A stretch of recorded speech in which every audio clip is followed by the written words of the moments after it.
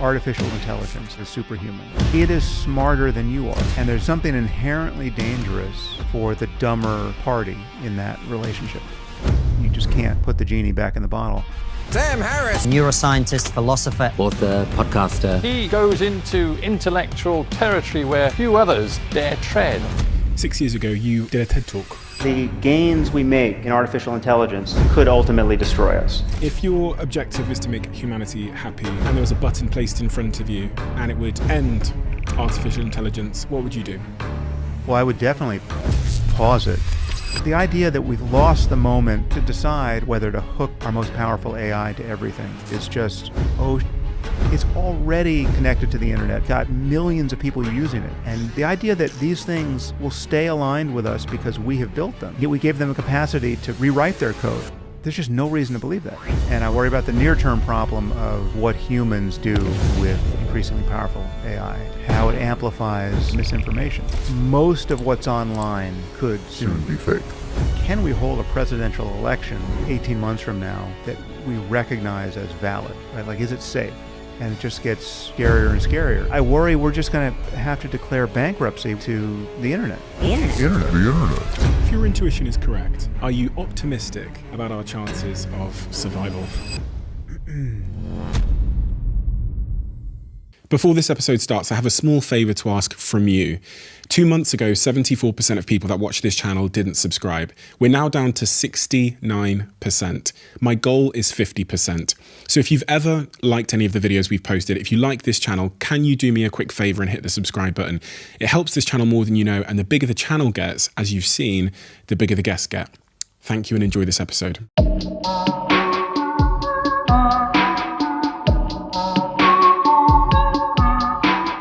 Sam, 6 years ago, you did a TED Talk.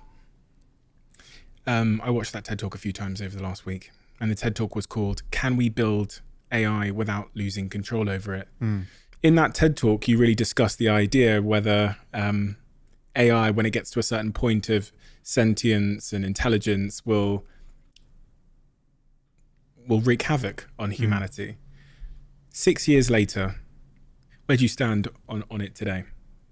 Do you think, are you optimistic about our chances of survival? Yeah, I mean, I can't say I'm optimistic. I am worried about two species of problem here that are related. I mean, there's sort of the near-term problem of just what humans do with increasingly powerful AI and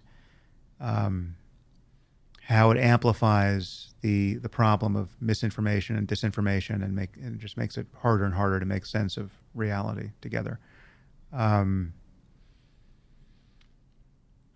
then there's just the longer term concern about what's called alignment with artificial general intelligence, where we build AI that is truly general and by definition superhuman in its competence and power. And then the question is, have we built it in such a way that is aligned in a durable way with our interests? And I mean, there's some people who just don't see this problem. I mean, they're kind of blind to it. When I'm in the presence of someone who doesn't share this intuition, they don't resonate to it, I just don't understand what they're doing or not doing with their minds in that moment. Let's say I'm wrong about that. Well, then, it's just the other person's right. And so we just have fundamentally different intuitions about this particular point. And the point is this: if you're imagining building true artificial general intelligence that is superhuman, and that is what everyone, whatever their intuitions, purports to be imagining here. I mean, there are people on both sides of the alignment debate. There are people who think alignment's a real problem, and people who think it's a total fiction. But everyone, virtually everyone who's party to this conversation agrees that we will ultimately build artificial general intelligence that will be superhuman in its capacities. And there's very little you have to assume to be confident that we're going to do that. And there's really just two assumptions. One is that intelligence is substrate independent, right? It doesn't have to be made of meat. It can be made in silico, right? And We've already proven that with narrow AI. I mean, there's just this. We obviously have intelligent machines, and your calculator in your phone is better than you are at arithmetic, and that's some very narrow band of intelligence. So as we keep building intelligent machines on the assumption that there's nothing magical about having a computer made of meat, the only other thing you have to assume is that we will keep doing this. We will keep making progress, and eventually we will be in the presence of something more intelligent than we are. And that's not assuming Moore's law. It's not assuming exponential progress. We just have to keep going, right? And when you look at the reasons why we wouldn't keep going, those are all just terrifying, right? Because intelligence is so valuable, and we're so incentivized to have more of it, and every increment of it is valuable. It's not like it only gets valuable when you get, when you double it or 10x it. No. If you just get 3% more, right? That pays for itself. So we're going to keep doing this. Our failure to do it suggests that something terrible has happened in the meantime, right? We've had a world war. We've had a global pandemic far worse than COVID. We got hit by an asteroid. Something happened that prevented us as a species from continuing to make progress in building intelligent machines, right? So absent that, we're going to keep going. We will eventually be in the presence of something smarter than we are. And this is where intuitions divide. My intuition, and it's shared by many people, I'm sure, and I know at least one who you've spoken to, my intuition is that there is something inherently dangerous for the dumber party in that relationship. There's something inherently dangerous for the dumber species to be in the presence of the smarter species. And we have seen this, based on our entanglement with all other species, dumber than we are, right? Or certainly less competent than we are. And by reasoning by analogy, it would be true of something smarter than we are. People imagine that because we have built these machines, that is no longer true, right? But, and here's where my intuition goes from there. That imagination is born of not taking intelligence seriously, right? Because what intelligence is a mismatch in intelligence in particular is a fundamental lack of insight into what the smarter party is doing and why it's doing it and what it will do next on the part of the dumber party, right? So, you just can imagine that, by analogy, just imagine that dogs had invented us as their super intelligent AIs, right? For the purpose of making their lives better, just securing resources for them, securing comfort for them, getting them medical attention. It's been working out pretty well for the dogs for about 10,000 years, right? There's some exceptions. We mistreat certain dogs, but generally speaking, for most dogs, most of the time, humans have been a great invention, right? Now, it's true that the mismatch in our intelligence dictates a fundamental blindness with respect to what we've become in the meantime, right? So we have all these instrumental goals and things we care about that they cannot possibly conceive, right? They know that when we go get the leash and say it's time for a walk, they understand that particular part of the language game.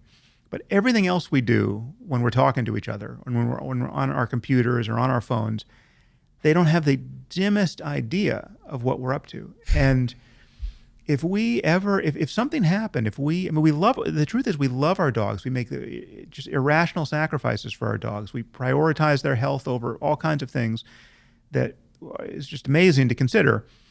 And yet, if we learned, if there was a new, global pandemic kicking off and some xenovirus was jumping from dogs to humans, and it was just kind of super Ebola, right? It was 90% lethal, and this was just a forced choice between them. What do you value more, the lives of your dogs or the lives of your kids, right? If that's a situation we were in, it's totally conceivable. I mean, it's not not by no means impossible.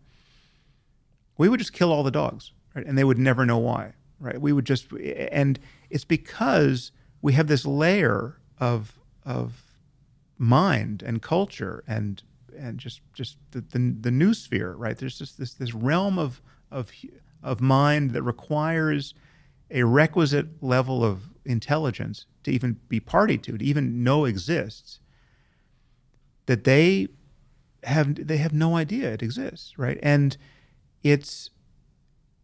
so this is a fanciful analogy because the dogs did not invent us, but evolution invented us, right? Evolution has coded us, as I said, to survive and spawn, and that's it, right? So evolution can't see everything else we've done with our time and attention and all the values we've formed in the meantime, and all the ways in which we have explicitly disavowed the program we've been given, right? So evolution gave us a program, but if we were really going to live by the lights of that program, what would we be doing? I mean, we would be having as many kids as possible, right? And, the guys would be going to sperm banks and donating their sperm and finding that like the best use of their time and attention. I mean, it's like the idea that you could have hundreds of kids for which you have no financial responsibility.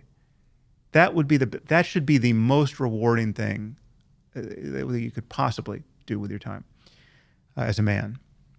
And yet that's obviously not what we do. And there are people who decide not to have kids, and there are people who and everything else we do, from having podcast conversations like this to curing diseases, to just like literally everything we're doing with our with science, with culture, is, yes, there are points of contact between those products and our evolved capacities. Right? Like it's not magic, right? We are social primates that have leveraged certain ancient hardware to do new things, but evolution, the code that we've been given, doesn't see any of that, right? And we've not been optimized to build democracies, right?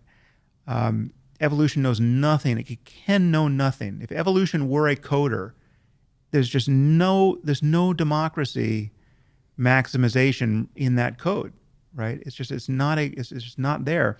So the idea that these things will stay aligned with us because we have built them, because we have this origin story that we gave them their initial code, and yet we gave them a capacity to rewrite their code and build future generations of themselves, right?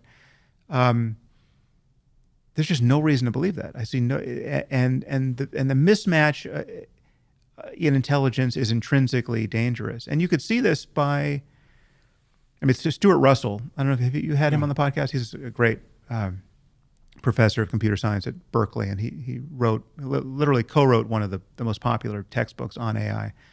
I mean, he has some arresting analogies, which I think are good intuition pumps here. And one is, just think of how you would feel if you knew, like, let's say we got a communication from elsewhere in the galaxy, and it was a message that we decoded, and it said, "People of Earth, we will arrive on your lowly planet in 50 years. Get ready," right? Anyone who thinks that we're going to get super intelligent AI in, let's say, 50 years, thinks we're essentially in that situation, and yet we're not responding emotionally to it in the same way. If we received a communication from a species that we knew, just by the sheer fact that they were communicating with us in this way, we knew they're more competent and more powerful and more intelligent than we are, right? And they're going to arrive, right? We would feel that we were on the threshold of the most momentous change in the history of our species. And we would feel, but most importantly, we would feel that it's because this is a relationship, an unavoidable relationship that's being foisted upon us, right? It's like a new creature is coming into the room, right, with its own capacities, and now you're in relationship. And one thing is absolutely certain: it is smarter than you are, right? By what factor? I mean, ultimately we're talking about by factors, just by so many orders of magnitude, our intuitions completely fail. I mean, even if it was just a difference in the time of processing, even if let's say there was no difference in the actual native intelligence, but there's just processing speed. A millionfold difference in processing speed is just a phantasmagorical difference in capacity. So just imagine we had 10 smart guys in a room over there, and they were working and thinking and talking a million times faster than we are, right? Well, so they're no smarter than we are, but they're just faster. And we talk to them once every 2 weeks just to catch up on what they're up to and what they want to do and whether they still want to collaborate with us. Well, 2 weeks for us is 20,000 years of analogous progress for them. Right? So how could we possibly hope to constrain the opinions and collaborate with and negotiate with people no smarter than ourselves who are making 20,000 years of progress every time we make 2 weeks of progress? Right? It's unimaginable, and yet there are many people that just think this is just fiction. All the noises I've made in the last 5 minutes are just like a new religion of fear, right? And it's just, there's no reason to think that alignment is even a potential problem.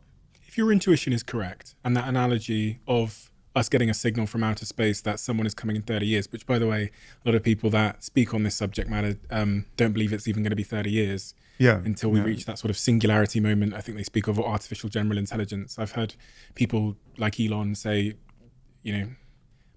many fewer decades, 10 years, 15 years, 20 years, etc. If that is correct, then surely this is the most pressing challenge, conversation, issue of our time. And there's no logical reason that I can see to refute your intuition there. I can't see a logical reason. The rate of progress will continue. Don't necessarily see anything that will wipe out or pause our rate of progress. I mean, let me just to be charitable to the other side here. There are other assumptions that they smuggle in that some people some do it without being aware of it, but some actually believe these assumptions, and this spells the difference on this particular intuition. So it's possible to assume that the more intelligent you get, the more ethical you become by definition, right? Now, and we might draw a somewhat more equivocal picture from just the human case, where we see that there's some very smart people who aren't that ethical, but I believe there are people. I mean, I've talked to at least a few people who believe this. There are people who assume that kind of in the limit, as you push out into just far beyond human levels of intelligence, there's every reason to believe that all of the provincial, creaturely failures of human ethics will be left behind as well. It's like you're not like the selfishness and the basis for conflict. Like these are not going to, the apish urges of status seeking monkeys is just not. It's not going to be in the code. And as you push out into just kind of the omnibus genius of the coming AI, there's a kind of a sainthood that's going to come along with it, right? And a wisdom that will come along with it. Now, I just think that's quite a gamble. I think I would take the other side of that bet, and I would frame it this way: there have to be ways in the space of all possible intelligences that are beyond the human, right? There's got to be more than one possible. There's got to be, it's just like there's many different ways to have a chess engine that's better than I am at chess. They're different from each other, but they're all better than me, right? There's got to be more than one way to have a superhuman artificial intelligence, and I would imagine there are, not an infinite number of ways, but just a vast number of in the space of all possible minds. There are many locations in that space beyond the human that are not aligned with human well-being. Right? There's got to be more ways to build this unaligned than aligned, right? And what other people are smuggling into this conversation is the intuition that no, once you get beyond the human, you're going to be in the presence of, just the Buddha who understands quantum mechanics and oncology and everything else, right? I just see no reason to think that that's so. And we could build something that is, again, taking intelligence seriously. We're going to build something that we're in relationship to. It's really intelligent in all the ways that we're intelligent. It's just better at all of those things than we are. It's by definition superhuman, because the only way it wouldn't be superhuman, the only way it would be human level, even for 15 minutes, is if we didn't let it improve itself. If we wanted to just keep it stuck at, we built a college undergraduate and we wanted just to keep it stuck there. But we would have to dumb down all of the specific capacities we've already built, right? Just like every AI we have, narrow AI, is superhuman for the thing it does. It has access to all the information on the internet, right? It's just like it's got perfect memory. It can perfectly copy itself. When one part of the system learns something, the rest of the system learns it because it just can swap files, right? Your phone is a superhuman calculator. There's no reason to make it a calculator that is human level. And so we're never going to do that. We're never going to be in the presence of human AGI. We will be immediately in the presence of superhuman AGI. And then the question is how quickly it improves and how much headroom is there to improve into, on the assumption that you can get quite a bit more intelligent than we are, right? That we're nowhere near the summit of possible intelligence.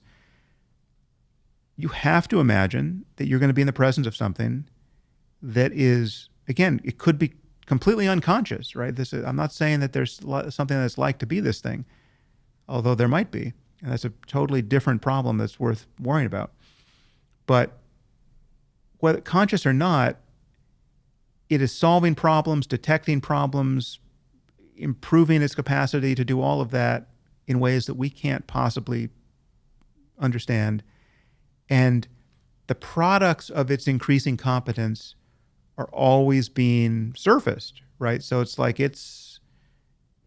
we've been using it to change the world. We've become reliant upon it. We built this thing for a reason.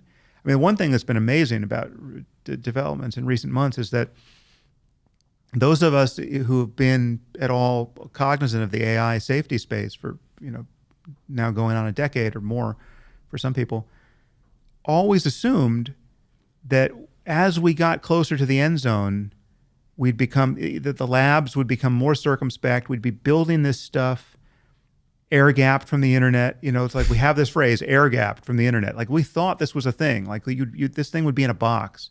And then the question would be, well, do we let it out of the box and let it do something, right? Like, is it safe? And how do we know if it's safe, right? And we thought we would have that moment. We thought it would happen in a lab at Google or at Facebook or somewhere. We thought we would hear, okay, we've got something really impressive, and now we just want it to touch the stock market, or we want it to touch our medical data, or we just want to see if we can use it. We're way past that, right? We've built this stuff already in the wild. It's already connected to the internet. It's already got millions of people using it. It already has APIs. It's already doing work. So from an AI safety point of view, it's amazing. Like we didn't even have the moment, the choice point we thought was going to be so fraught. Of course, right? We didn't. We because there was such pressing incentives for people to press forward regardless of that conversation.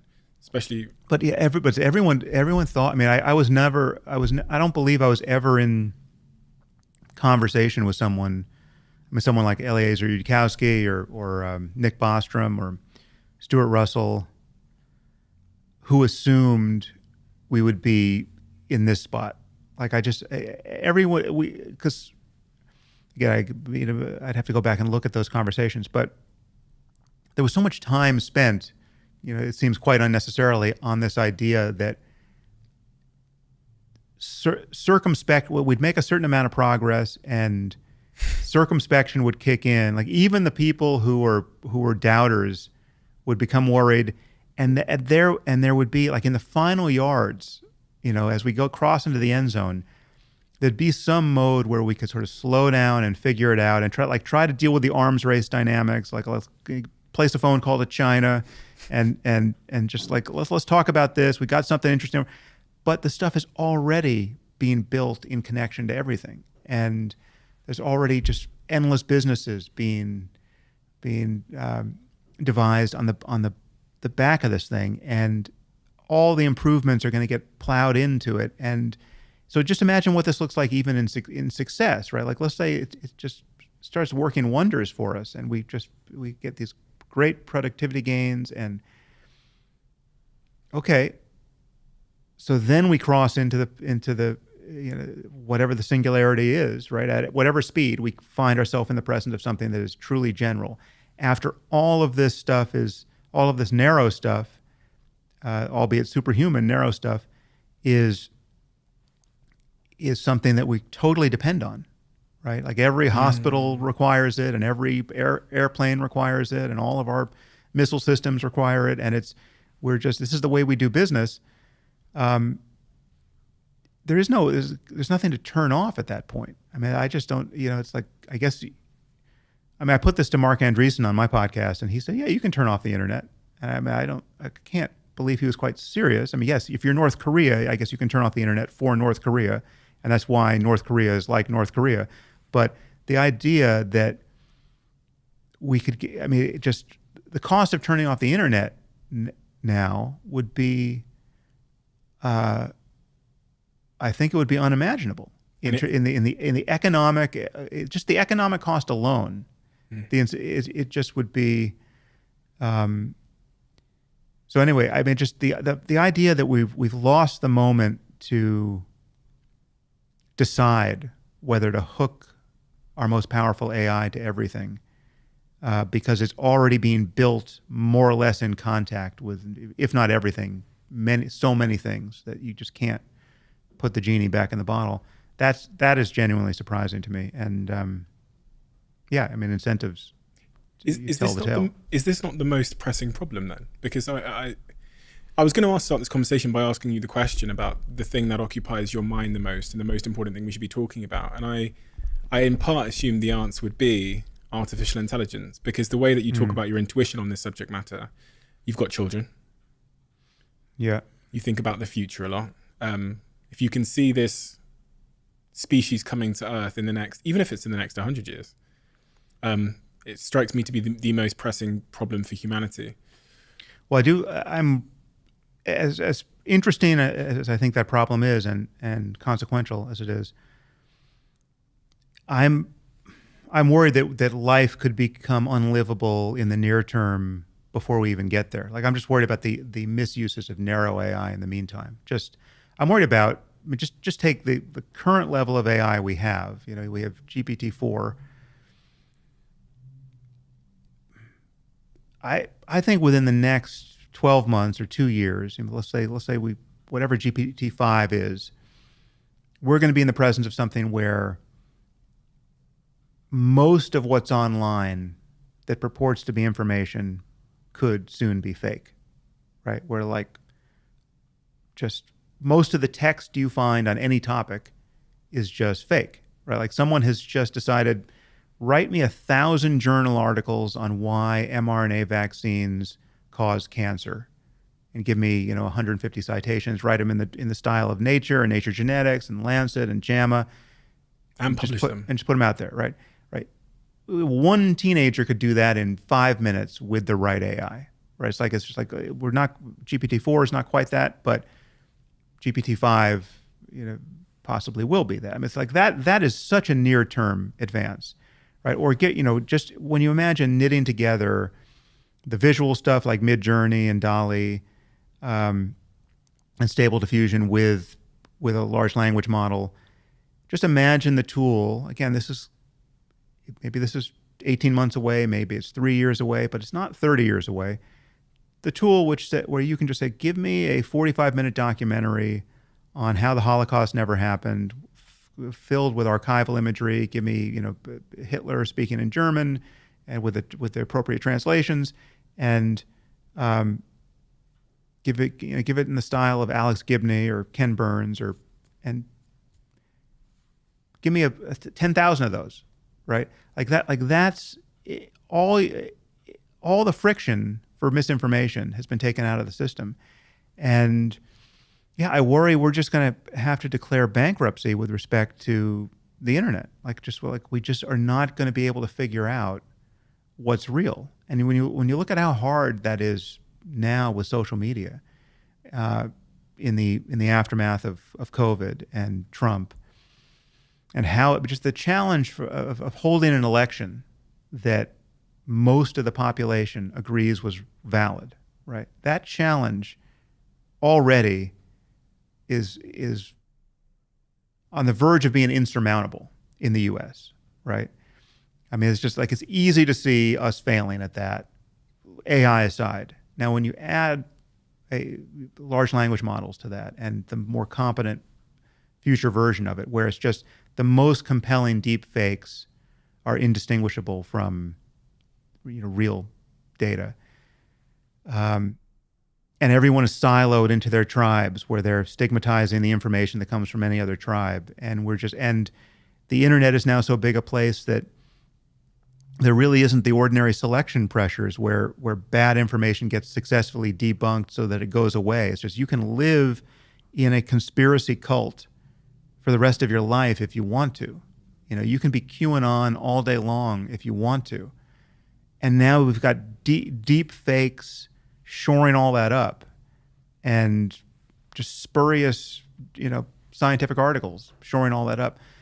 All of this just becomes a more compelling form of psychosis, and culturally speaking. And so I'm just worried that it's going to get harder and harder for us to cooperate with one another and collaborate, and that our politics will just completely break, and that'll offer an opportunity for lots of bad actors. And I mean, and leaving aside, there's cyber terrorism, and there's synthetic biology that the moment you turn AI loose on the prospect of engineering viruses and all of that, it's like it potentiates. I mean, the asymmetry here is that it seems like it's always easier to break things than to fix them, or to categorically prevent people from breaking them. And what we have with increasingly powerful technology is the ability for one person to create more and more damage, or one small group of people, right? And it just turns out it's hard enough to build a nuclear bomb that like one person can't really do it, no matter how smart. You need a team, and traditionally you've needed state actors, and you need access to resources, and you have to get the fissile material, and it's hard enough. But this is being fully democratized, this tech, and so it's I worry about the near term chaos. I've never found the narrow term consequences of artificial intelligence to be that interesting until now, until Right. what you said. That image of like the internet becoming unusable. So that was a real eureka moment for me, because I've not been thinking about that. Yeah, no, me too. I was just concerned about the AGI risk, and now, really in the aftermath of Trump and COVID, I see the risk of,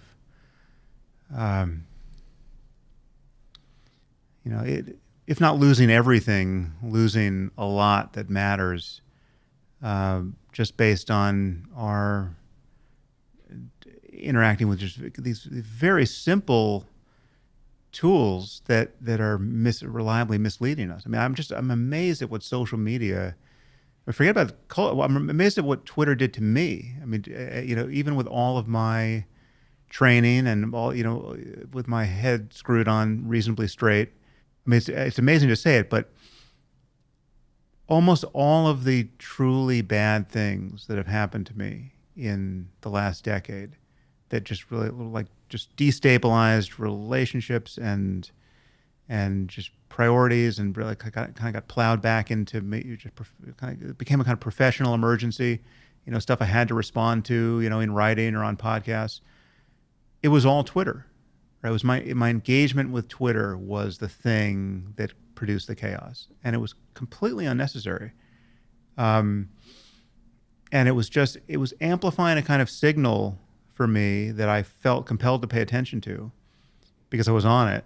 And I was trying to communicate with people on it. I was getting certain communication back, and it was giving me a picture of the rest of humanity, which I now think is fundamentally misleading. But it was still consequential in its, even believing that it was, at a certain point, believing that it was misleading wasn't enough to inoculate me against the delusion of the opinion change that was being forced upon me.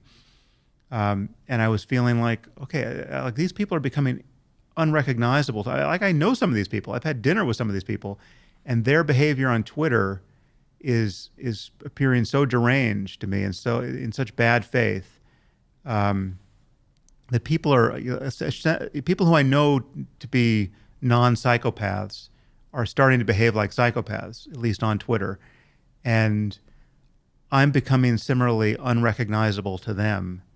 That it's just, again, it all felt like a psychological experiment to which I hadn't consented, in which I enrolled myself somehow because it was what everyone was doing in 2009, and I spent 12 years there,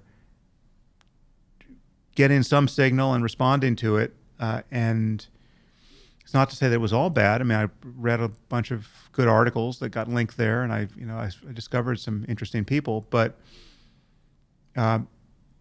the change in my life after I deleted my Twitter account was so enormous. I mean, it's embarrassing to admit it. I mean, it's like getting out of a bad relationship. I mean, it was a fundamental, just freedom from this chaos monster that was always there, ready to disrupt something based on its own dynamics. And when did you delete it? Like December. I think it was December. I would, and I'm not someone that really takes sides on things. I like to try and remain in the middle. I think politically, Yeah, so you must have a very different Twitter experience than I was having. No. No? No. So I don't tweet anything other than this podcast trailer. I don't tweet anything else. Right, okay. So I just, the only thing you'll see on my Twitter is the podcast trailer. That's it. Yeah. And for all the reasons you've described. And more interestingly, I wanted to say in the last 8 months, as someone that doesn't get caught up too much in the media, oh, Elon bought this, it's 100% gone in that direction. As in, my timeline now is, I say it to my friends all the time, and some of my friends who, again, I think are nuanced and balanced, have said to me, there's something that's been turned up in the algorithm to increase engagement that has planted me in an unpleasant echo chamber that I didn't desire to be in. And if I wasn't somewhat conscious, I would 100% be in there. My timeline, my friend tweeted the other day, my friend Cahill tweeted, he's never seen more people die on his Twitter timeline than he has in the last 6 months. They're prioritizing video, so you're seeing a lot of like death and CCTV footage that I've never seen before. And then the debate around gender, politics, right-leaning subject matter has never been more right down your throat. Yeah. Because it's almost like something in the algorithm has been switched, where it's now like people have been let out the asylum. That's the only way I can describe it. And it's made me retract even more. So when Zuckerberg announced Threads the other couple of weeks ago, it was kind of like a life raft out of the Titanic. And I really, really mean that. And I'm not someone to get easily caught up in narrative, as it relates to social media platforms. It's been my industry for a decade.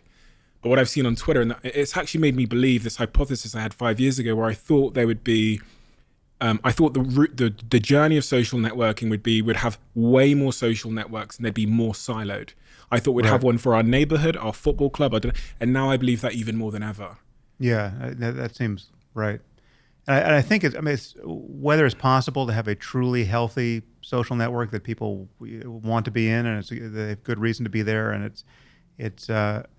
I don't know if that's possible. I'd like to think it is, but it's I think there's certain things you have to clean up at the outset so as to make it possible. I mean, I think anonymity is a bad thing. I think probably being free is a bad thing. I think you sort of get what you pay for online, and if it's I just think there might be ways to set it up where it would be better. But I don't think it'd be popular.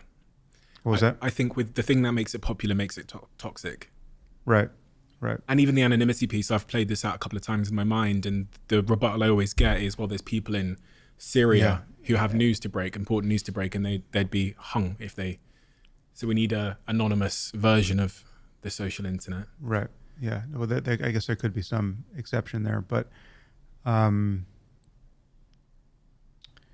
don't know. It just doesn't. It actually doesn't interest me because I just feel such a different sense of my being in the world as a result of not paying attention to my online simulacrum of myself. It's a because so Twitter was the only one I used. Like I've been on Facebook this whole time. I've been on, I guess I'm on Instagram too. But like my team just uses those as marketing channels. You know, it's just like you. It sounds like that's the way you use Twitter now. But Twitter was the one that I decided, okay, this is going to be me. I'm going to be posting here. I'm going to, you know, if I've made a mistake, I want to hear about it. You know, it's like, and I just wanted to use it as an actual basis for communication. And for the longest time, it actually felt like a valid tool in that respect. You know, it reached a crisis point. I decided this is just pure toxicity. There's just no reason. Even the good stuff can't possibly make a dent in the bad stuff. So I just deleted it.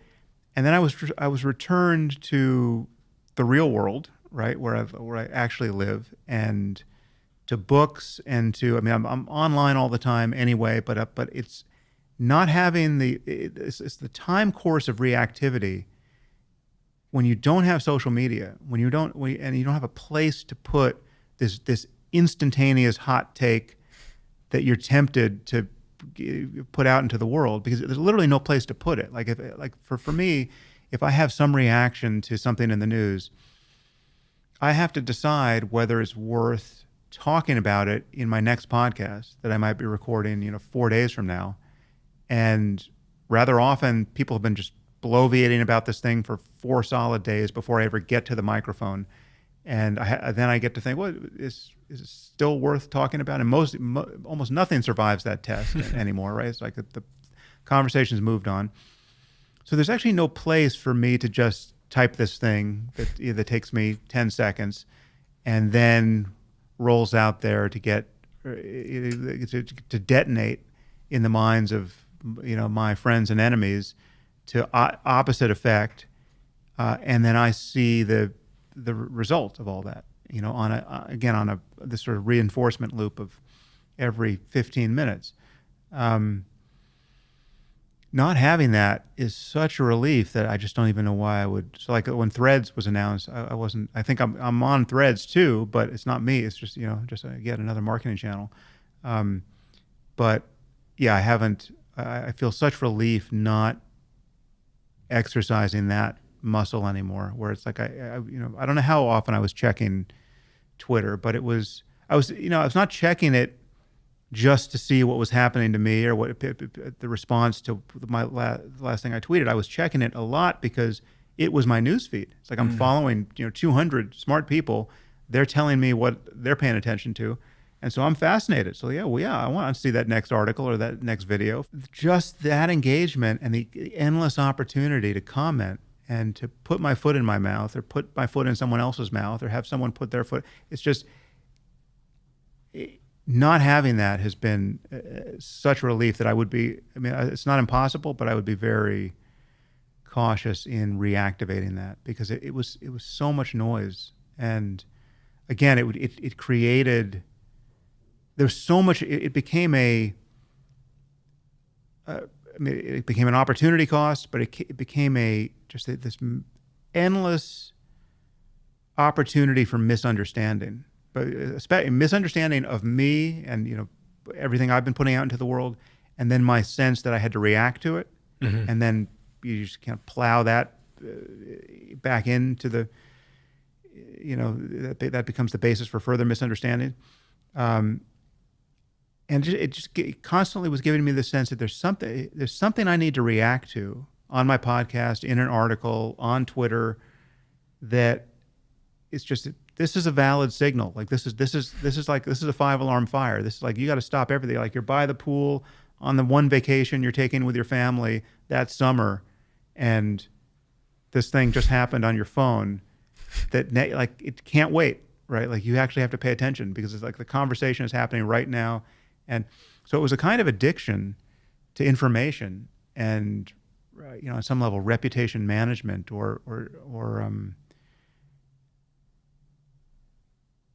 and it was just, to just be free of it is, it's such a relief. Apart from health issues with certain family members, virtually the only bad things that have happened to me have been a result of my engagement with Twitter over the last 10 years. So it's just, I guess if I'm a masochist, I would be back on Twitter, but that would be the only reason to do it. Narrow AI. I asked you the question a second ago, which I really wanted to get a solution to it because I'm mildly terrified. I completely believe your the logic underneath your opinion that narrow AI will cause this destabilization and unusability of the internet.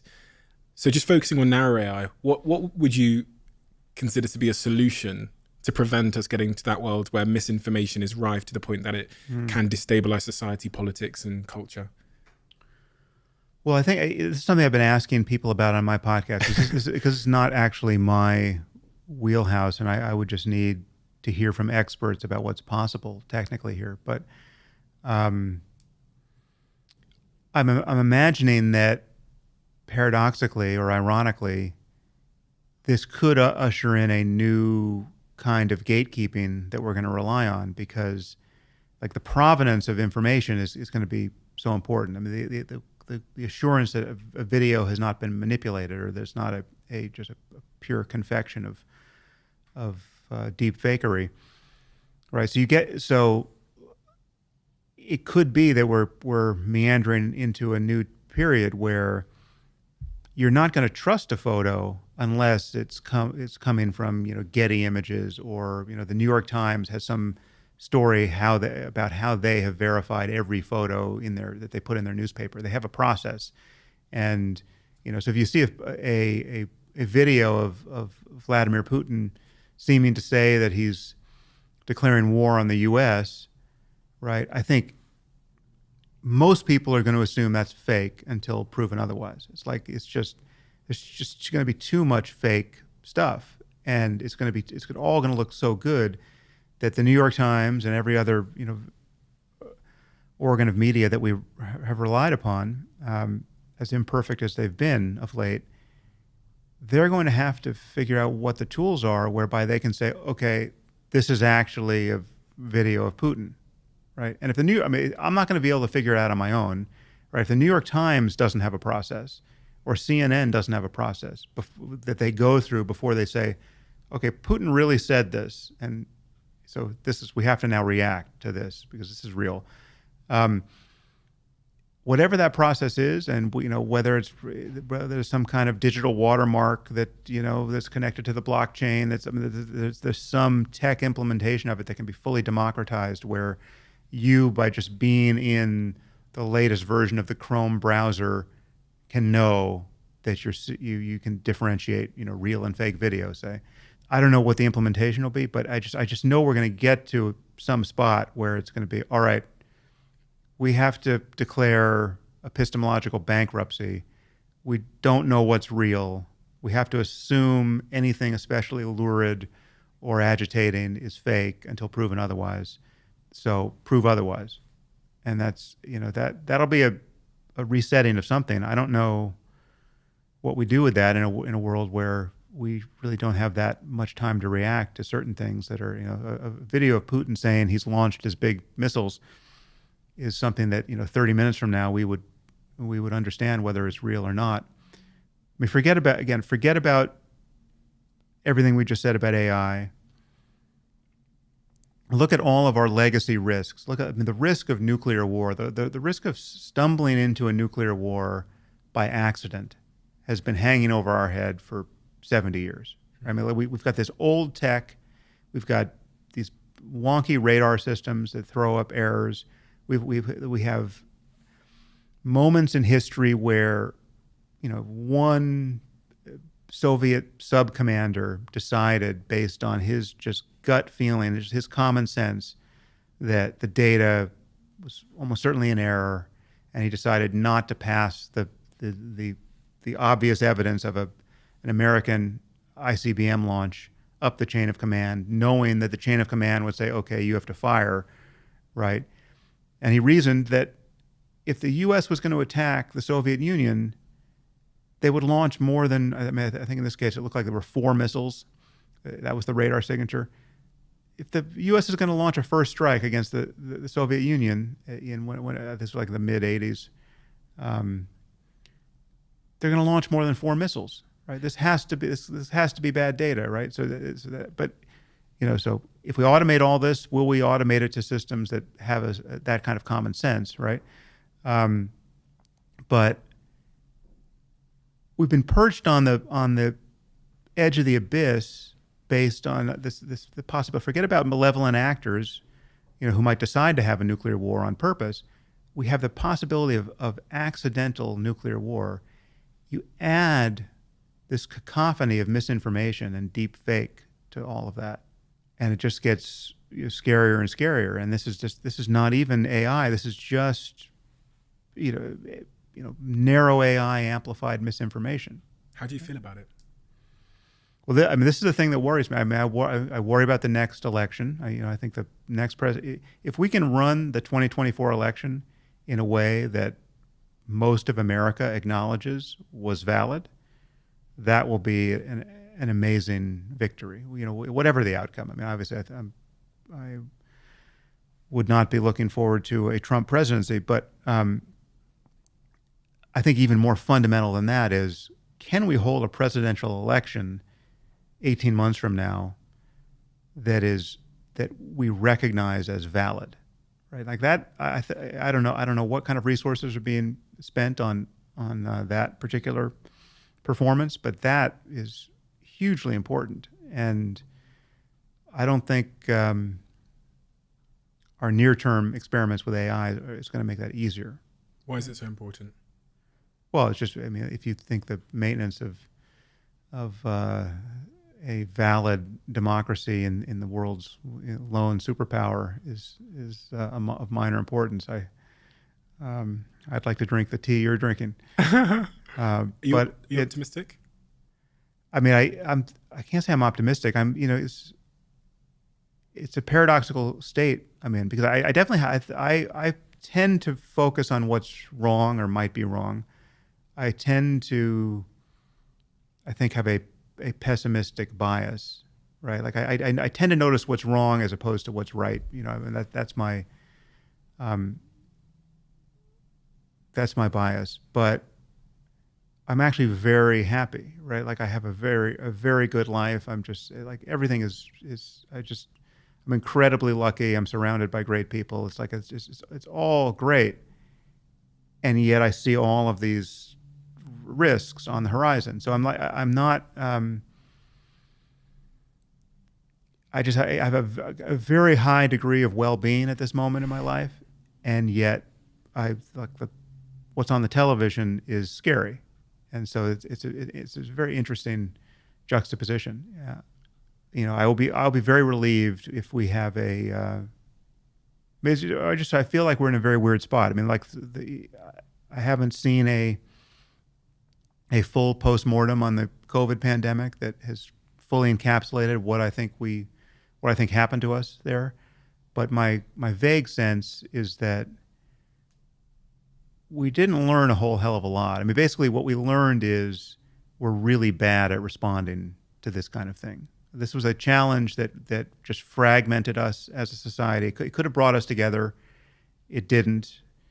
And it amplified all of the divisions in our society, politically and economically and tribally, and all kinds of ways. The role of misinformation and disinformation and all of that was all too clear, and I think just getting worse. So I think, as a dress rehearsal for some future pandemic that is inevitably going to come and could well be worse, I think we failed this dress rehearsal. And I have to hope that at some point our institutions will reconstitute themselves so as to be obviously trustworthy and engender the kind of trust we actually need to have in our institutions. Like we need a CDC that not only that we trust, but that is trustworthy, that we're right to trust, right? And so it is with an FDA and every other institution that is relevant here. And we don't quite have that, and half of our society thinks we don't have that at all, right? And so it's we have to rebuild trust in institutions somehow, and I just think we have a lot of work to do, but to even figure out how to make an increment of progress on that score, because we're again, the siloing of large constituents into alternate information universes is just not functional, and that's so much of what social media has done to us and alternative media. I mean, like I call it, you and I are podcasters, but I call it Podcastistan, right? I mean, we have this landscape of, I mean, there's now whatever 1 million plus podcasts, and there's email newsletters, and everyone has now just decided to curate their information diet in a way that's just bespoke to them, and you can stay there forever, and you're getting one slice of, and it could be a completely fictional slice of reality, and we're losing the ability to converge on a common picture of what's going on. And you. So did that sound optimistic? No. Yeah, I didn't hear the optimism in there. You tell me. No, but I can't refute anything you said on a logical basis. It all sounds like that is the direction of travel that we're going in, unfortunately.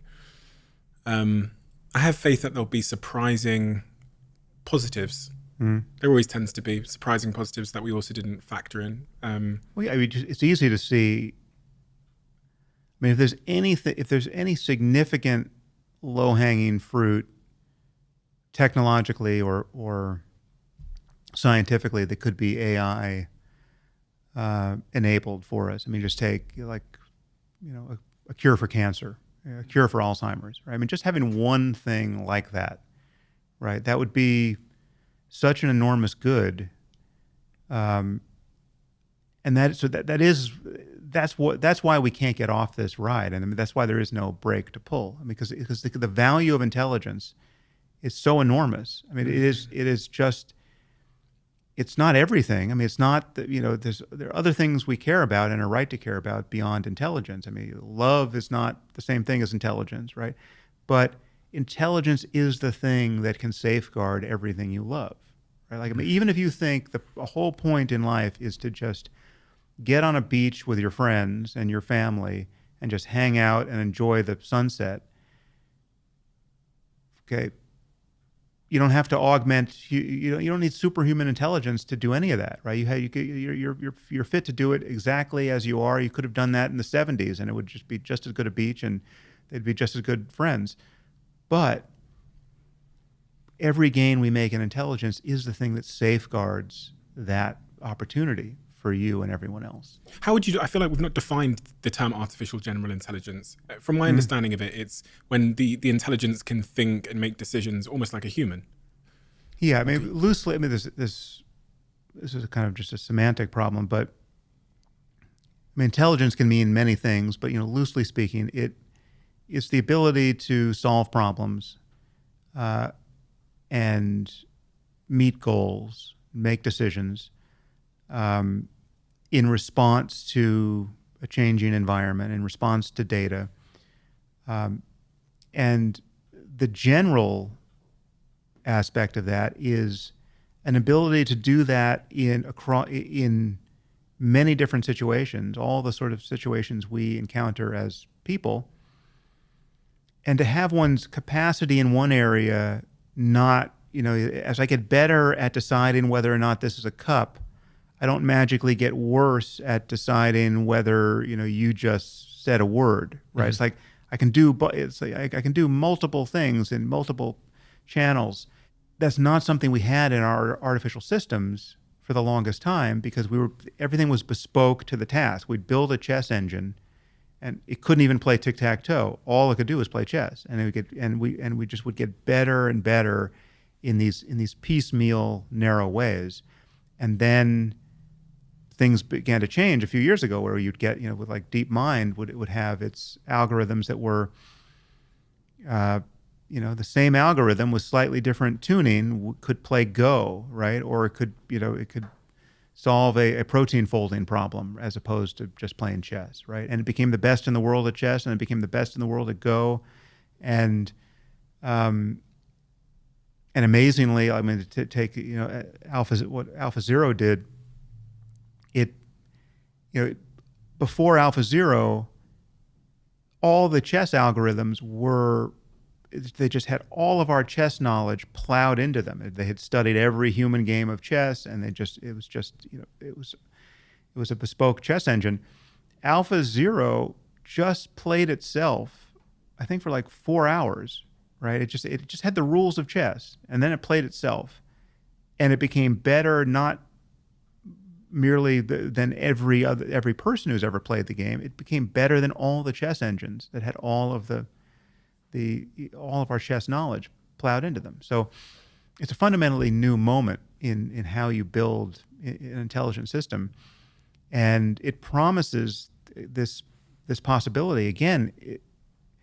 This inevitability, the moment you admit that we will eventually get there, the moment you admit that it can be done in silico, and the moment that you admit that we will just keep going unless a catastrophe happens, and those two things are so easy to admit that I just don't, at this point, I don't see any place to stand where you're not forced to admit them, right? I don't see any neuroscientific or cognitive scientific argument for substrate dependence for intelligence, given what we've already built.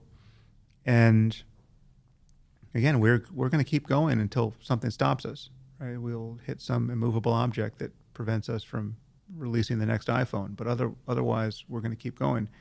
And then, whatever general will mean in that first case, there'll be a case where we've built a system that is so good at everything we care about that it's functionally general. Now, maybe it's missing something. Maybe it's not, maybe it's missing something that we don't even have a name for.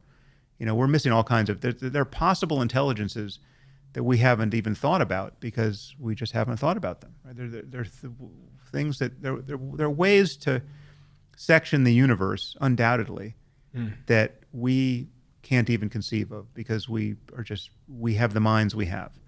Elon was asked a question on this by a journalist. The journalist said to him, in a world where you believe that to be true, that artificial general intelligence is around the corner, when your kids come to you and say, Daddy, what should I do with my life to find purpose and meaning? What advice do you now give them if you hold that intuition to be true, that it's around the corner? What do you say to your children when they say, what should I do with my life to create purpose and meaning? And Did you say that Elon answered this question? Yeah, what did he say? It's one of the most chilling moments in an interview I think I've seen in recent times, because he stutters. He goes silent for about 15 seconds, which is very un-Elon. He stutters. He stutters a bit more. Like and then he says he thinks he's living in suspended disbelief, because if he really thought about it too much, what's the point? He says, what's the point of me building all these cars? He was in his Tesla factory. What's the point of me building all these cars? And what's the point? I do think that sometimes. So I think I have to live in, as his words were, suspended disbelief.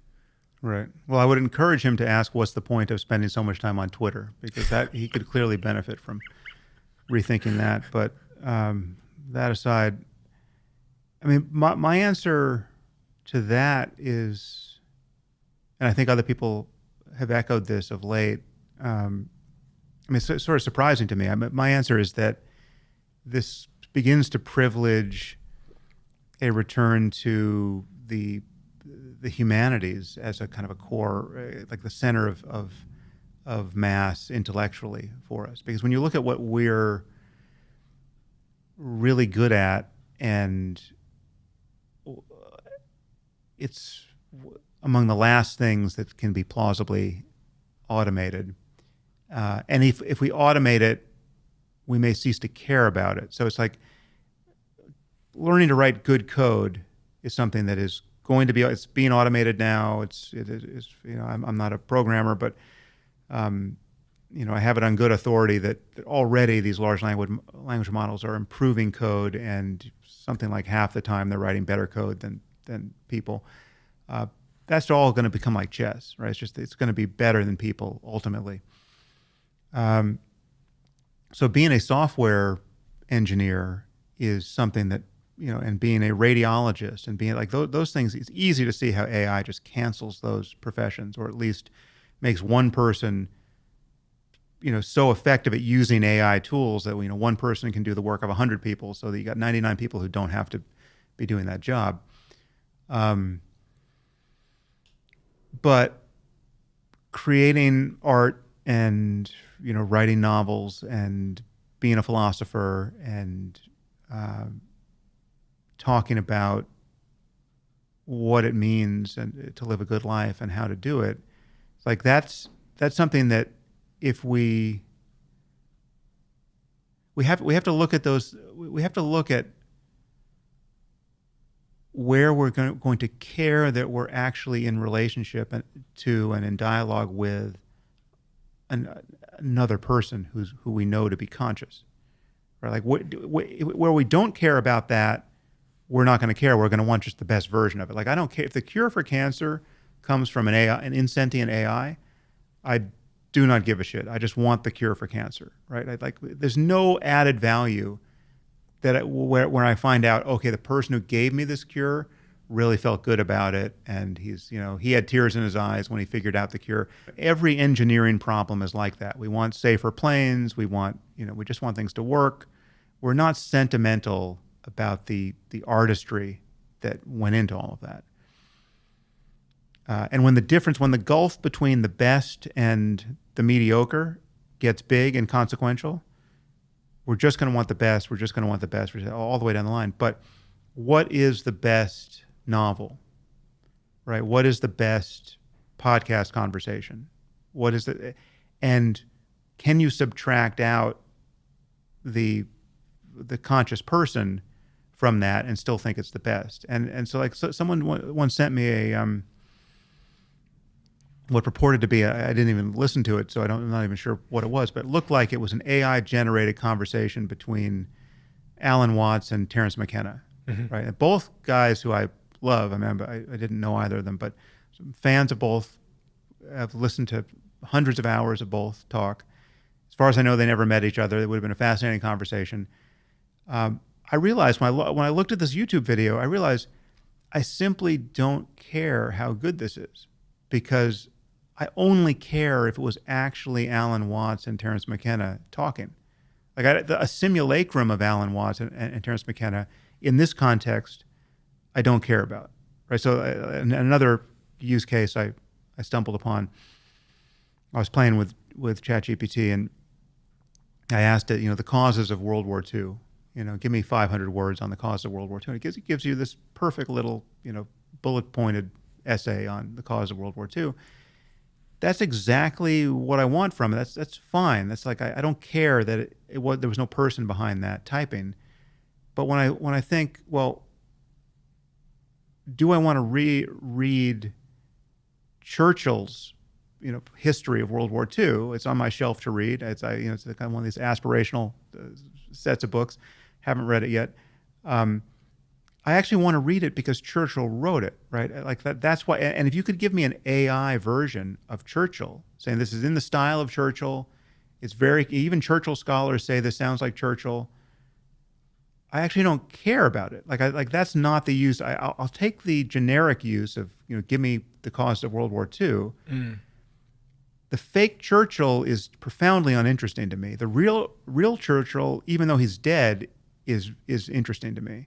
So the rebuttal I give here, and this is what my mind is doing, is it's saying this: the distinction you're presenting, the difference I see is that in the case of the conversation between two people you respect that has been generated by AI, someone has signaled to you that it is fake. If you remove that, because say Churchill thought, bloody hell, why would I write a book when I could just click a button and this thing will write it in my voice, in my tone of voice, with my with the entire back catalogue of things I've written before, and it will produce my account and it will save me time. So I'll just click a button, my publisher maybe will do it for me. And then I'll sell that to Sam on the basis that it is my thoughts, which I imagine, I can imagine a very near future, if we just do it by percentage, how many books are going to be increasingly written by artificial intelligence, to the point that when you look at a shelf, I imagine at some point in the future, if the intelligence does increase by any measure, that most of it would be words strung together by artificial intelligence, and it will be selling potentially better than the words written by humans. So again, when we go back to the conversation with your children, there might not be a career there either, because artificial intelligence is faster, can produce more, can test and iterate on whether it sells better, gets more clicks. It can write the headline, create the picture, write the content, and then I can just take the check because I put my name to it. Yeah. So I go, even in that regard, what remains? Well, so in the limit, what I think we're imagining is a world where, and so none of the terrifyingly bad things have happened. So it's just all working. We're just producing a ton of great stuff that is better than the human stuff, and people are losing their jobs. So we got a labor disruption, but we're not talking about any other kind of political catastrophe or cyber apocalypse, much less AGI destroying everything. Then I think we just need a different economic assumption and ethical intuition around the value of work. I mean, our default norm now in a capitalist society is you have to figure out something to do with most of your time that other people are willing to pay you for, right? You have to figure out how to add value to other people's lives such that you reliably get paid. Otherwise, you might die, right? Like, we've got a social safety net, but it's pretty meager. There are cracks you can fall through. You could wind up homeless. Addiction. And we're not going to figure out what to do about that all too well, and your claim upon your existence among us is you finding something to do with your time that other people will pay you for, right? And now we've got artificial intelligence removing some of those opportunities, creating others, but in the limit. And I do think it is different. I think analogies to other moments in technological history are fundamentally flawed. I think this is a technology which, in the limit, will replace jobs and not create better new jobs in their wake. Right? This just cancels the need for human labor ultimately. And it replaces some of the highest status, most cognitively intensive jobs first, right? It replaces Elon Musk before it replaces your electrician or your plumber or your masseuse, way before, right? So we have to internalize the reality of that. If again, this is in success. This is all good things happening, right? And we have to have a new ethic. We have to have a new economics based on that ethic, which is, UBI is one solution to this. Like, you shouldn't have to work to survive, right? Universal basic income. Yeah, there's just so much abundance now being created. We have to figure out how to spread this wealth around, right? We've got a cure for cancer over here. We've got perfect, photovoltaic driven economies over here, where it's like we've solved the climate change issue. We're just pulling wealth out of the ether, essentially. We've got, nanotechnology that is just birthing whole new industries. Yeah, but it's all being driven by AI. We don't, there's no room in this. Whenever you put a person in the decision chain, you're just adding noise. This is the best thing. This should be the best thing that's ever happened to us. This is just like God handing us the perfect labor-saving device, right? The machine that can build every other machine, that can do anything you could possibly want. We should figure out how to spread the wealth around in that case, right? This is just powered by sunlight. No more wars over resource extraction. It can build anything. we can all be on the beach just hanging out with our friends and family, right? Like Do you believe we should do universal basic income where everybody's given like a monthly check? Something we have to break this connection. Again, this is what will have to happen in the presence of this kind of labor force dislocation enabled by all of this going perfectly well, right? Like this, again, just this pure success, just AI is just producing good things. And the only bad thing is putting all these people out of work.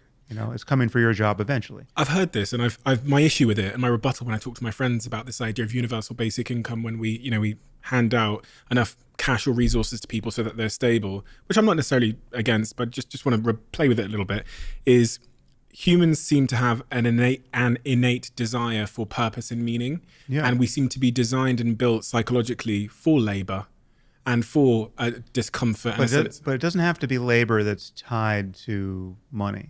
Right. Yeah. Like it can be like we will get our status in other ways, and we'll get our meaning in other ways. And again, these are all just stories we tell ourselves. I mean, like, you're talking to a person who knows it's possible to be happy actually doing nothing, right? Like just sitting in a room for a month, right, and just staring at the wall, right? Like that, you've done it. Like that's possible, right? So, and yet that's most people's worst nightmare. I mean, solitary confinement in a prison is considered a torture. Right, and I know people who spent 20 years in a cave, right? So it's like there are capacities here that are worth talking about, but just more commonly, I think we want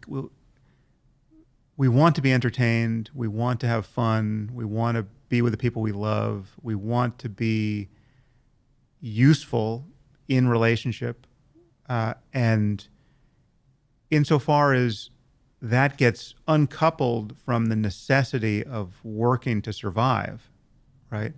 It doesn't all just go away. We just need new norms and new ethics and new conversations around what we do on vacation, right? I mean, it's like what you're imagining is that if you put everyone on vacation, on the best vacation, you can make the vacation as good as possible, a majority of people will eventually be miserable because they're not back at work, right? And yet most of these people are working so that they have enough money so that they could finally take that vacation, right?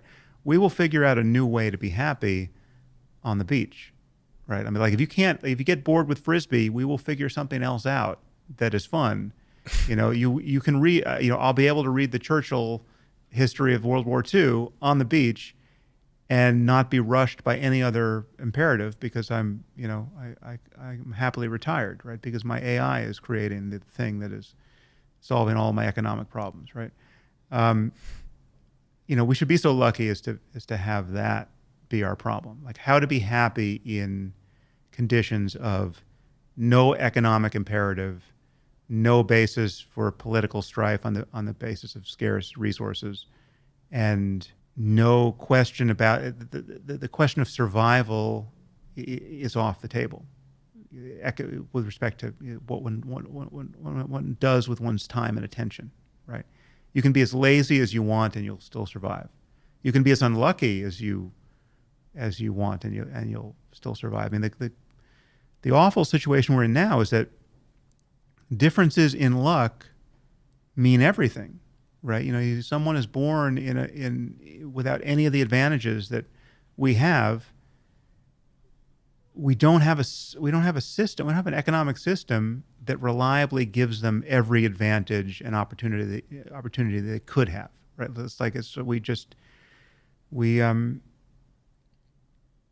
we don't have the we've convinced ourselves we either don't have the resources or we've convinced ourselves we don't have the resources. We don't have the incentives such that we access the resources so as to actually come to the help of people we could help, right? I mean, the idea that people starve to death it's unimaginable, and yet it still happens.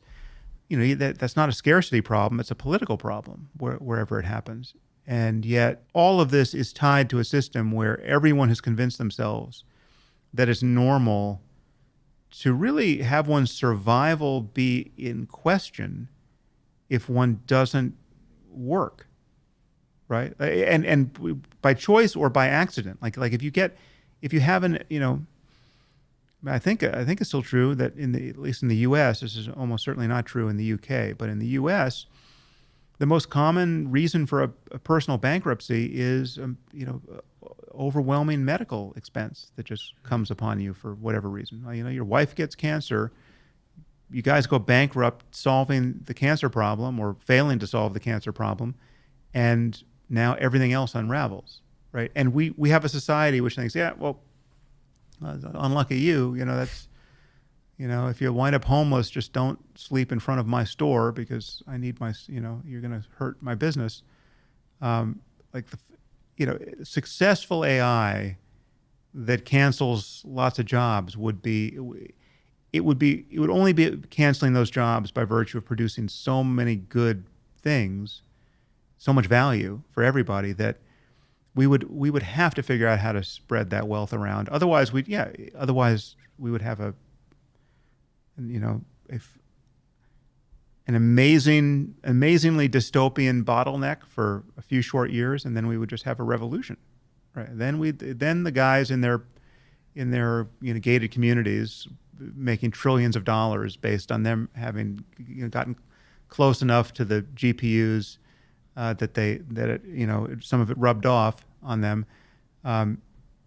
They'd be dragged out of their houses and off their Gulf Streams, and we would have a fundamental reset. We'd have a hard reset of the political system. If I had to put you in a yes or no situation and ask your intuition the question now, that if your objective was to, which I'm sure it is to encourage the betterment of humanity and to increase our odds of happiness and well-being 100 years from now, and there was a button placed in front of you, and it would either end the development of artificial intelligence as we've seen it over the last decade, so we'd never proceed with developing intelligent machines, or not. So you could press a button and stop it right now. What would you do? And stop it permanently, such that we never then do that thing? We just never figure out how to build intelligent machines? Pause it indefinitely. Well, I would definitely pause it to a point where we could get our heads around the alignment problem. Yes. Permanently. If the button was a permanent pause that you couldn't undo. Well, the question is, how deep does that go? So, like, we have everything we have now, but it just never gets better than. Yeah, we never make progress from here. Right. And your objective is to make humanity happy and prosperous. I mean, it's hard because when you begin imagining all of the good stuff that we could get with aligned superhuman AI, well, then it's just cornucopia upon cornucopia. It's just everything is potentially within reach. Yeah, I mean, I take the existential risk scenario seriously enough that I would pause it. I would say. I mean, I think we will eventually get to it. If curing cancer is a biomedical engineering problem that admits of a solution, and I think there's every reason to believe it ultimately would be, we will eventually get there based on our own, muddling along with our, current level of tech, currently information tech. I'm, reasonably confident of that. Because I mean, our intelligence shows every sign of being general. It's just it's not as fast as we would want it to be. It's not what the thing that AI is going to give us is going to give us speed that is. I mean, there's speed and then there's the access. There's memory, right? It's like we can't integrate. We don't have the ability.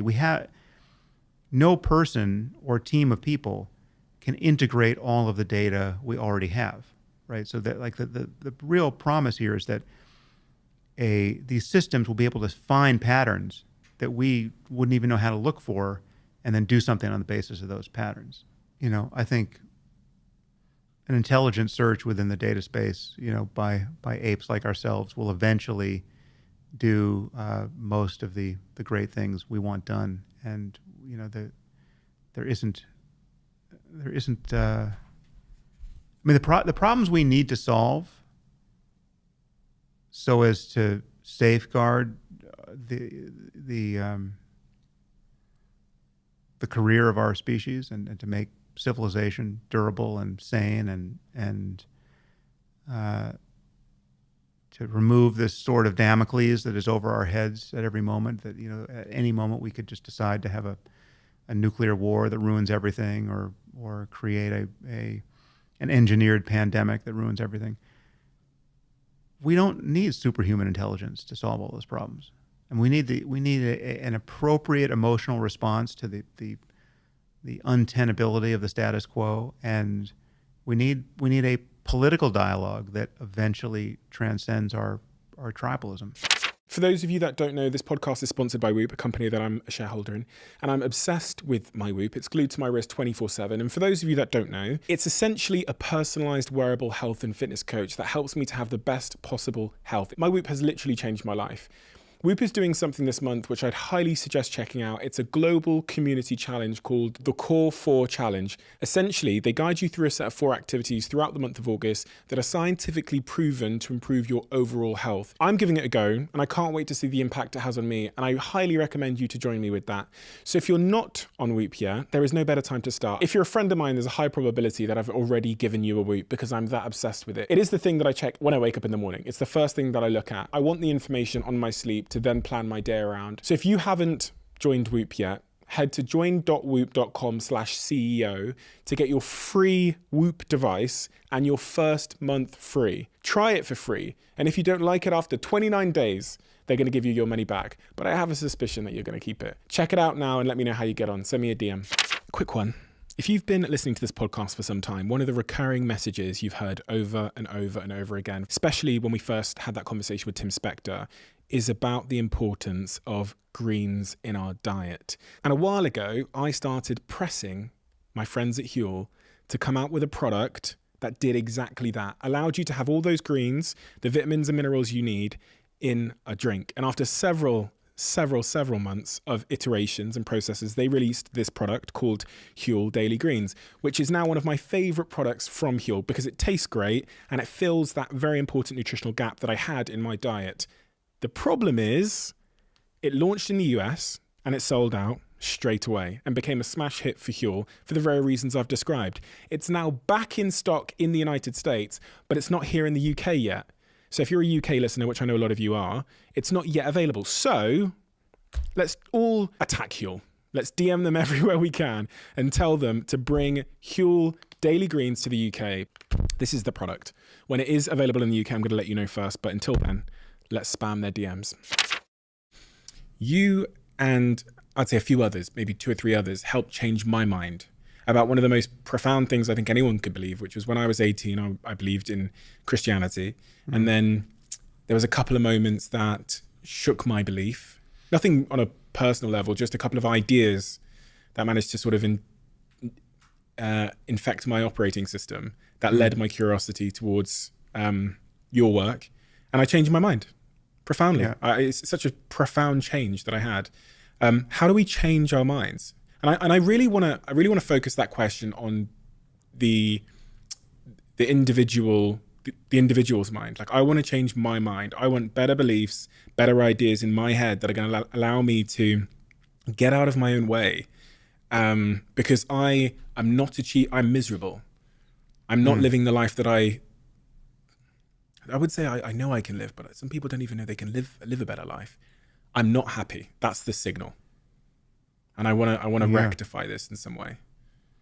Yeah, well, there are a few bright lines for me. I mean, we sort of take our ethical lives and our relationships to other people, right? So there's the problem of individual well-being that kind of is still real, even if you're in a moral solitude. If you're on a desert island by yourself, you really don't have ethical questions that are emerging because you're not in relationship to anybody else, but you still have the problem of how to be happy. But so much of our unhappiness is in collaboration with others, right? We're unhappy in our relationships, we're unhappy professionally, and it's worth looking at how we're behaving with other people.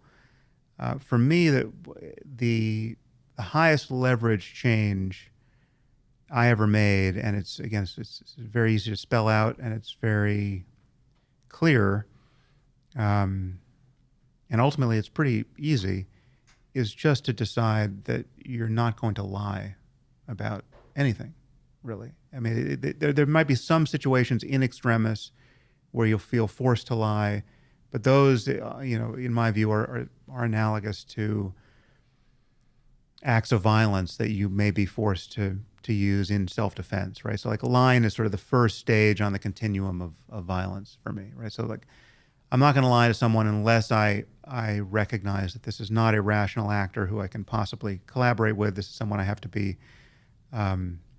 avoid or defeat, or otherwise, contain their propensity to do me harm. So, yes, if the Nazis come to the door and ask if you've got Anne Frank in the attic, yes, you can lie, or you can shoot them, or you can. These are not normal circumstances. But that aside, every other moment in life where people are tempted to lie is one that I think you can categorically rule out as being unethical, and being beyond unethical. It's just not. It's creating a life you don't. When you examine it, you don't want to live, right? I mean, the moment you know that you're not going to lie to people, and they know that about you, it's like all of the social dials get sort of recalibrated on both sides, and then you find yourself in the presence of people who don't ask you for your opinion unless they really want it, right? And then when you're honest, I mean, then it's a night and day difference when you're giving people feedback, critical feedback, and they know you're honest, right? They know their bullshit detector is not going off because they just know you're even when it's not convenient, you're being honest, or even when it's not comfortable, you're being honest. One, that's incredibly valuable because basically you're giving them the information that you would want if you were in their shoes, right? Because we have this sort of delusion that takes over us whenever we're tempted to tell a white lie. We imagine, okay, this person doesn't want. It'd be much better for me to just tell them the kind fiction than tell them the uncomfortable truth, right? But we don't do we don't even calculate for the golden rule there most of the time. And if you just took a moment, you'd realize, oh, wait a minute. Does someone who is actually doing a bad job want me to tell them that they're doing a good job and then just send them out into the world to bounce around other people who are going to be recognizing, as I just did, that the thing they're doing isn't so great, right? You're just not doing them a favor, right? This is part of the nature of belief change, isn't it? That when we believe that someone is on our side, or we believe from like a political standpoint that they represent the 99% of the views that we represent, we're much more likely to change our beliefs. I spoke to Tali Sharot about this, the neuroscientist, and I wrote about this in a chapter in my upcoming book about how you change people's minds. And they showed in the elections that if like a flat earther says something to a flat earther about the nature of the earth, they'll believe it. But if NASA says something to a flat earther, they will just dismiss it on sight because the source of that information is not one that they believe or trust or like or believe is well-intentioned. I mean, this is a bug, not a feature. I mean, it's understandable, but this is something we have to grow beyond because the truth is the truth, right? So you can't. I mean, and it goes in both directions. The person on your team who you love and respect is capable of, in their very next sentence, of speaking a falsehood, right? Yeah. And you need to be able to detect that. And conversely, the person you least respect is capable of saying something that's quite incisive and worth taking on board. And so we have to have this sort of meta cognitive layer where we're noticing how we're getting played by our social alliances and recognize that the truth and rather often important truths are evaluated by different principles. I mean, it's not a matter of the messenger. You shouldn't shoot the messenger and you shouldn't worship him. You mentioned lying as being removing lying and being more honest as being a significant step change in your own happiness. Is that accurate? In my happiness. In your own happiness, Yeah. So Yeah, immensely so. Because it's how practically and specifically how? so when you look at how people ruin their reputations and their relationships and their businesses, their careers, the gateway to all of the misbehavior that accomplishes that is lying. You look at somebody like Lance Armstrong, right? I mean, or Tiger Woods, right? These guys are at the absolute apogee of sport. Everyone loves them. Everyone's just amazed at what they've accomplished. And yet, the dysfunction in their lives just gets vomited up for all to see at a certain point. And it was just enabled at every stage along the way by lying, right? So if either of them had early in their career, before they became famous, before they became rich, before they became tempted to do anything that was going to derail their lives later on, if they had decided they weren't going to lie, right, they would have found everything else they did to screw up their success impossible. So when I decided, and this was in the book, this was a course I took at Stanford. It was a seminar with this brilliant professor, Ron Howard, who many people, I think some people in Silicon Valley have taken his course as well. This course was just like a machine. Undergraduates and graduate students would come in on one side, and then 12 weeks later would come out convinced that basically lying was no longer on the menu, right? It was the whole seminar was an analysis of the question: is it ever right to lie? And we focused on white lies. I mean, truly tempting lies, as opposed to the obvious lies that screw up people's lives and relationships. It's just so corrosive, and it's corrosive of relationships in ways that unless you're a student of this kind of thing, you don't necessarily notice. I mean, one example I believe that's in that book is that I remember my wife was with a friend, and the two of them were out, and the friend had something she had to do with another friend later that night, but she didn't really feel like doing it. And she got a call from that friend in the presence of my wife, and she just lied to the friend to get out of the plan, right? She said, "Oh, I'm so sorry, but my daughter's got this thing," and it was just an utterly facile use of dishonesty to get where she could have just been honest, right? But it was just too awkward to be honest, so she just got out of it with a lie. But now it's in the presence of my wife, and my wife is now the immediate question is, how many times have I been on the other side of that conversation, right? How many times has she lied to me in an equally compelling way about something so trivial, right? And so it just eroded trust in that relationship in a way that the liar would never have known about, would never have detected it, because she just went right back to having a good time with, they were just out to lunch, and they continued, having their lunch, and they're still having a good time, and it's all smiles. But my wife has just logged something about kind of the ethical limitations of this person, and the person doesn't know it, right? And so once you sort of pull on this thread, basically your entire life becomes, at least for the transition period until this just becomes a habit you no longer have to consider. Suddenly, it's the world becomes a kind of mirror thrown up to your mind, and you meet yourself in all these situations where you were avoiding yourself before. So, like, someone will say, do you want to have plans, or do you want to collaborate with me on this project? And if previously you always had recourse to some kind of white lie that just got you out of the awkward truth, which is the answer is no, and there are actually reasons why not, right?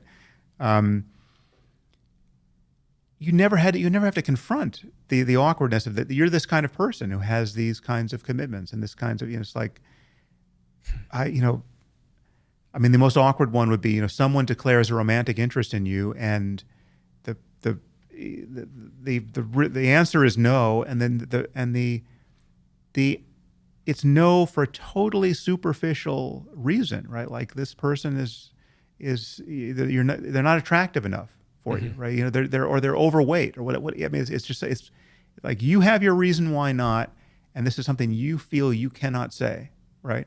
Now, I'm not saying that you should always go out of your way like you're someone with Tourette's who just helplessly blurts out the truth. Like there's a scope for kindness and compassion and tact.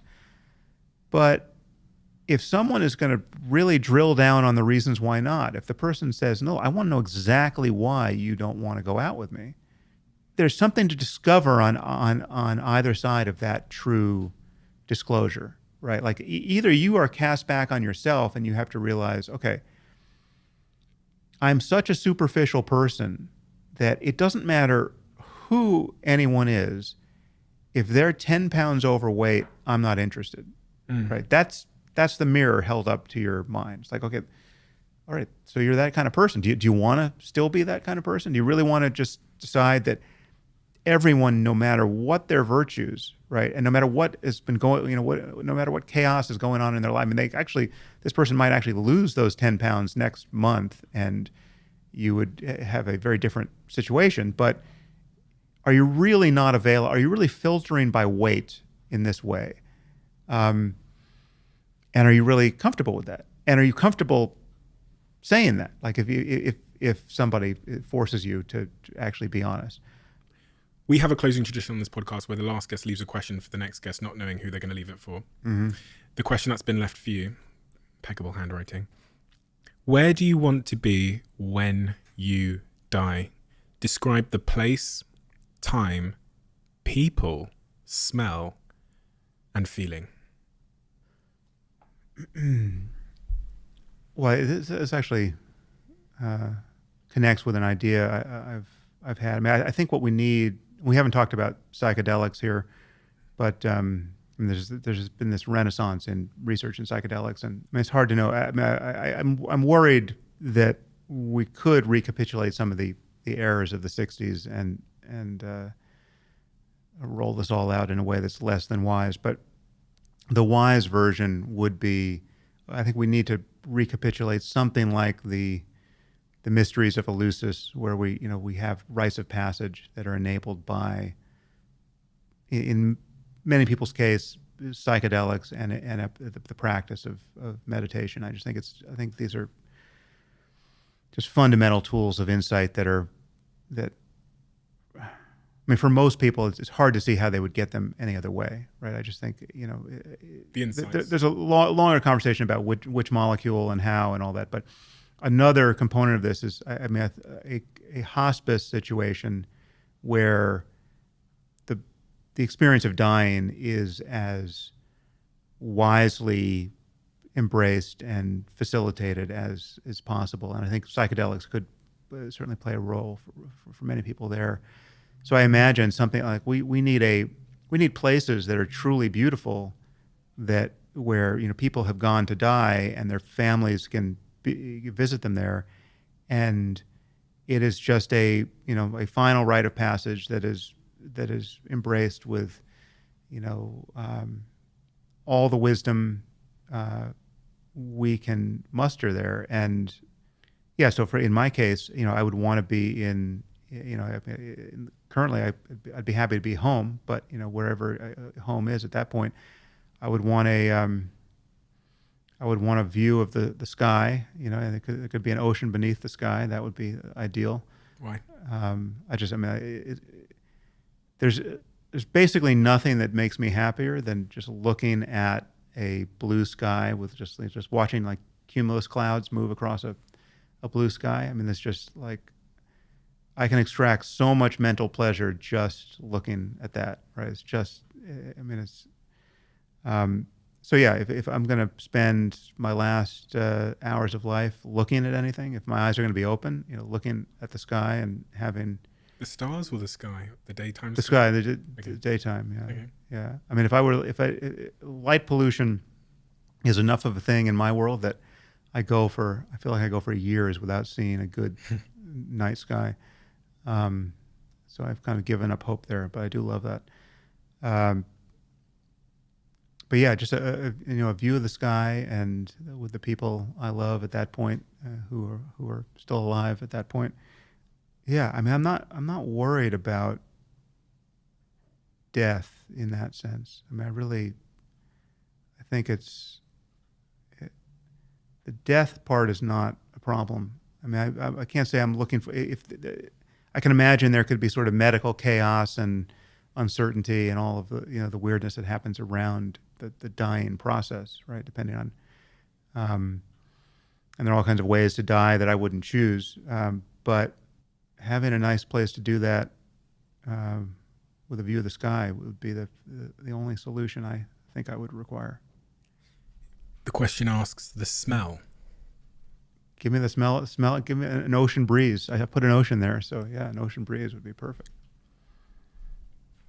Sam, thank you so much. Thank you for not just this conversation. As I said to you before you sat down, you were pivotal in really helping me to unpack some problems when I was younger, some conflicts, I should describe them as, with my view on religious belief and the nature of the world. But I think more importantly, you didn't rob me of my religious beliefs and leave me with nothing. Right. You left me with something else, which is something that was really important to me, which was the idea that there can still be great meaning and there can be what you describe as spirituality in the absence or in the place of that religious belief. Religious belief gives people, a lot of things. And I it's funny because when I was religious and I went on the journey to becoming agnostic, let's say, I was in conflict with people.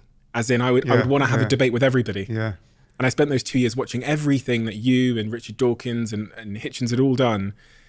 And then I came out the other side and it was peaceful. Right. Yeah. And it's, you believe what you want, I'll believe what I want. As long as we're not causing any conflicts with each other and you're not doing any harm, it's okay.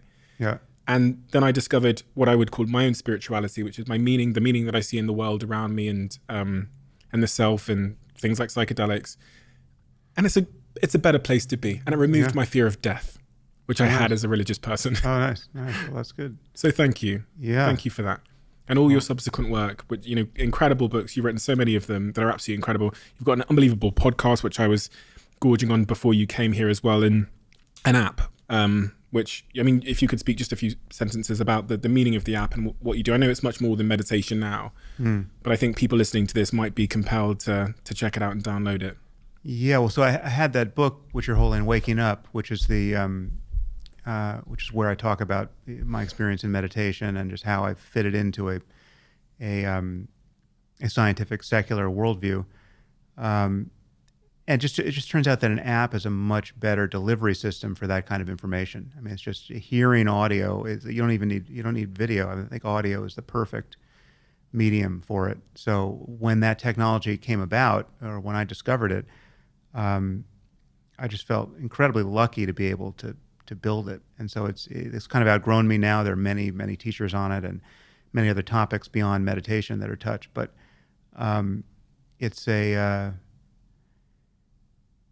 it really subverts all of the problems that, some of which we touched upon here with the smartphone. I mean, like the smartphone has become this tool of fragmentation for us. It fragments our attention. It continually interrupts our experience. It's depending on how you use it. But most of what we do with it, you're checking Slack, you're checking your email, you're checking your social media. It's punctuating your life with all these, at this point, seemingly necessary interruptions. But this app, or any app like it that's delivering this kind of content, subverts all that, because it's just a platform where you're getting audio that is guiding you in a very specific use of attention and a sort of reordering of your priorities and getting you to recognize things about your experience that you wouldn't otherwise see. And yeah, an app by sheer good luck, it turns out it's just the perfect delivery system for that information. So yeah, I just feel very lucky to have stumbled upon it, because again, 10 years ago there were no apps, and it was just all I could do was write a book. Sam, thank you. Yeah, thank you. Thank you so much for your Pleasure to meet you. generosity. Yeah, a pleasure to meet you as And well. congratulations with everything. It's thank you. I was catching up on your podcast in anticipation of this, and it's amazing the reach you've got now. So it's wonderful. Nuts. We're all still trying to catch up with it, but it's a credit to all of the team. And I really want to say from the bottom of my heart, thank you, because the work you do is really, really important. It's been important in my life, as I've said, but it's just really important. And I feel like we're living in a world where like nuance and all the things you've talked about and openness to debate and honest dialogue, we're getting further and further away from there. So if there's anyone left in this world that's still willing to engage on that level, I feel like they must be protected at all costs. And I see you as one of those people. So thank you. Nice. Well, to be continued.